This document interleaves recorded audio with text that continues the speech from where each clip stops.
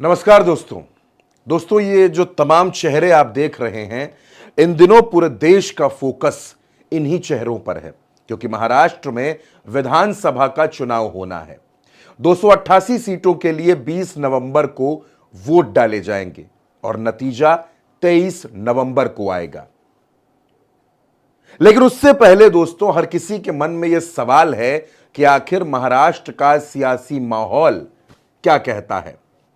दीपावली के त्योहार के बीच, अभी जब त्योहार दीपावली का बीता, उससे पहले और उसके बाद क्या फर्क आया है, महाराष्ट्र के लोग किन मुद्दों के बारे में ज्यादा सोच रहे हैं। अपने पहले के एक वीडियो में मैंने आपको बताया था कि महाराष्ट्र के लोगों के लिए कौन कौन से मुद्दे ज्यादा प्रभावी हैं। लेकिन आज दोस्तों मैं आपके लिए लेकर आया हूं महाराष्ट्र का पहला प्री पोल सर्वे। इलेक्टोरल एज नाम की एक संस्था ने यह सर्वे किया है और इस सर्वे के जरिए यह बताने की कोशिश की है, लोगों का मिजाज समझने की कोशिश की है कि आखिर महाराष्ट्र में जो दो मुख्य अलायंस हैं, एक अलायंस है महाविकास आघाड़ी और एक अलायंस है महायुति का, यानी कि इन दो अलायंस के बीच जो मुकाबला है, इसमें आज की तारीख में किसको कितनी सीटें मिल रही हैं, किसको कितना वोट प्रतिशत मिल रहा है, यह समझने की और पूरे देश के सामने रखने की एक कोशिश की है। उसी इलेक्टोरल एज ने जो सर्वे किया, जो प्री पोल सर्वे कहा जा रहा है, उस सर्वे में क्या कुछ निकला है, वो तस्वीर क्या कुछ कहती है, आज उस पर बात करेंगे, उसे समझने की कोशिश करेंगे। और सबसे पहले दोस्तों, हम ये जानने की कोशिश करेंगे अपनी इस पूरी स्टोरी में कि महाराष्ट्र में किसको कितने प्रतिशत वोट अभी मिल रहे हैं आज की तारीख में। तो उसकी शुरुआत करते हैं दोस्तों। बड़ी तसल्ली के साथ मैं आपको बताऊंगा कि महाराष्ट्र की चुनावी गणित क्या कह रही है, किसे कितने प्रतिशत वोट। ये प्री पोल सर्वे पॉलिटिकल जो है, पॉलिटिकल स्थितियों को समझने के लिए और क्या पॉलिटिकल माहौल चल रहा है उसको बताता है। महायुति की बात करता हूं सबसे पहले दोस्तों, महायुति यानी कि बीजेपी, एसएस यानी कि शिवसेना का शिंदे गुट और एनसीपी का अजित गुट, ये वो सर्वे है। ये तीन मुख्य पार्टियां हैं, इसके अलावा कई छोटी छोटी पार्टीज भी हैं जो महायुति के साथ वहां चुनाव लड़ रही हैं। उन छोटी पार्टियों के हिस्से में क्या कुछ जाएगा वो भी मैं आपको बताऊंगा, और अभी यहां क्या चल रहा है वो भी मैं आपको बताऊंगा। बीजेपी के खाते में 24% वोट आता नजर आ रहा है। महाराष्ट्र में 24% लोग भारतीय जनता पार्टी के साथ नजर आ रहे हैं। तो वहीं शिंदे के साथ, यानी कि शिवसेना एकनाथ शिंदे के साथ महज 11% लोग महाराष्ट्र में अभी फिलहाल जाते हुए दिख रहे हैं। जबकि एनसीपी अजीत के साथ 6% लोग, बड़ा कम आंकड़ा है। महाराष्ट्र के लोकसभा चुनाव के नतीजों का अगर आप एनालिसिस करेंगे तो अजीत पवार की पार्टी को सिर्फ 1 सीट मिली थी, भारतीय जनता पार्टी को 9 सीटें मिली थी और शिंदे गुट को 7 सीटें मिली थी। यानी लोकसभा में इनका आंकड़ा 16 सीटों का था। और अब जो ये वोट शेयर है 24% बीजेपी के साथ, शिवसेना शिंदे के साथ 11% और एनसीपी अजीत के साथ 6%।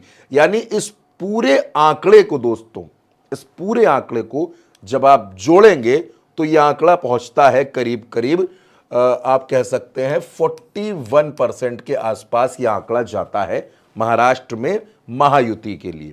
यह तस्वीर है महायुति की। और अब बात मैं आपसे करूंगा महाविकास आघाड़ी की। महाविकास आघाड़ी यानी कि कांग्रेस, यानी कि शिवसेना का उद्धव गुट और यानी कि एनसीपी का शरद गुट। कांग्रेस के साथ 19% मतदाता जाते नजर आ रहे हैं महाराष्ट्र में। 19% मतदाता कांग्रेस के साथ जाते हुए दिख रहे हैं। जबकि शिवसेना का जो उद्धव गुट है, उद्धव ठाकरे, शिवसेना यूबीटी, उसके साथ 17% लोग जाते नजर आ रहे हैं। यानी अगर आप महायुति को आंकड़े को देखेंगे तो शिवसेना और अजीत के साथ जितना वोट जा रहा है उतना वोट तो यहां अकेले उद्धव ठाकरे के साथ जा रहा है। उनके साथ तकरीबन 17% अजीत और शिंदे को जोड़कर है और यहां 17% अकेले उद्धव के साथ जा रहा है, जबकि एनसीपी शरद के साथ 13% लोग जा रहे हैं। वहां क्या है, अजीत के साथ 6% लोग हैं और शरद पवार के साथ 13% लोग हैं। यानी इस आंकड़े को समझिए। अगर आप नहीं समझ पा रहे, मैं एक बार आपको फिर से बताता हूं दोस्तों। शिवसेना शिंदे के साथ 11% और एनसीपी अजीत के साथ 6% का वोट शेयर जाता दिख रहा है, जबकि शिवसेना उद्धव के साथ 17% और एनसीपी शरद के साथ 13% लोग जाते हुए नजर आ रहे हैं फिलहाल आज की तारीख में दोस्तों। तो जब आप इस पूरे आंकड़े पर गौर करेंगे तो यह आंकड़ा आपका जो बनता है 19%, 17% और 13%, यानी कि दोस्तों यह आंकड़ा बन जाता है तकरीबन 49%। यानी कि जो आंकड़ा महायुति के पास था उससे 8% ज्यादा महाविकास अघाड़ी को मिलता नजर आ रहा है। कैसे, वो भी मैं आपको बताता हूं। क्योंकि महायुति के साथ जा रहा है 41% और महाविकास अघाड़ी के साथ 49%। यह बात तो वोट शेयर की हो गई कि किसको कितना मत प्रतिशत मिल रहा है। और अब समझने के लिए चलते हैं दोस्तों, यह समझने सीट किसको कितनी मिल रही हैं। तो किसको कितनी सीटें मिलेंगी महायुति में? बीजेपी के साथ 79। अब पिछला आंकड़ा याद कीजिए बीजेपी का 105 और जा कहां रहे हैं 79 पर। 25 से 26 सीटों का मोटे तौर पर नुकसान है। शिवसेना के पिछले आंकड़े पर इसलिए नहीं जाते दोस्तों क्योंकि पिछला जो आंकड़ा था तब ना तो शिवसेना टूटी थी, तब ना तो एनसीपी टूटी थी। आंकड़ा क्या है इस बार का? शिवसेना शिंदे गुट 23 सीटों पर, लड़ 80 के करीब सीटें रहे हैं, जा कहां रहे हैं 23 सीटों पर। एनसीपी अजीत 55 के करीब सीटों पर, 57 के करीब सीटों पर अजीत पवार लड़ रहे हैं, उनकी पार्टी लड़ रही है और जा कहां रहे हैं 14 सीटों पर। और जैसा कि मैंने आपसे कहा था कि मैं आपको बताऊंगा कि अदर्स के खाते में क्या जाएगा, जो छोटी छोटी पार्टियां यहां पर चुनाव लड़ रही हैं महायुति के साथ, तो उसमें दोस्तों 15 सीटें जाती हुई नजर आ रही हैं। अब दोस्तों मैं आपको यह बताता हूं कि यह आंकड़ा जो है, यह आंकड़ा जब आप देखेंगे तो यह आंकड़ा कहां तक जाता है? 79, 23, 14 और 15। यह आज की तारीख का आंकड़ा है जो इलेक्टोरल एज ने जो सर्वे किया है।